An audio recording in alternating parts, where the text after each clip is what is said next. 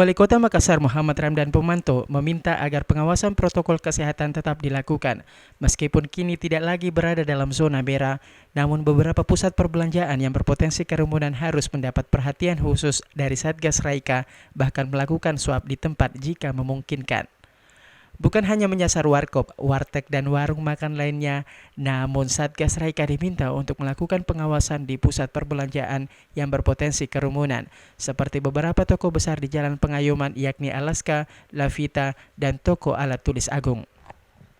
Jadi tadi saya juga kritisi, jangan warkop utamanya. Coba itu Alaska, toko-toko besar, toko-toko kerumunan, prinsipnya kerumunan, bukan warkop prinsipnya. Saya tadi di grup sudah sampaikan, bukan warkop prinsipnya. Prinsipnya banyak orang berkerumun, itu prinsipnya. Sasarannya. Iya, nanti orang salah paham lagi. Warkop itu kan kasihan orang cari uang kecil. Kan begitu. Jadi saya bilang bukan warkop yang spesifik. Tempat orang berkerumun.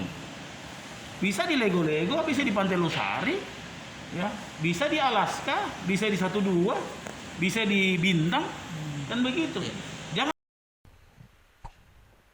Satgas Raika diminta untuk memberikan pemahaman terkait penerapan protokol kesehatan, namun jika ada masyarakat yang bandel dan mengabaikan protokol kesehatan, Satgas Raika boleh melakukan tindak tegas dengan swab di tempat untuk memastikan warga yang tidak menggunakan masker dalam keadaan tidak terpapar COVID-19. Hairudin, Ira, Fajar TV dan Fajar Radio melaporkan.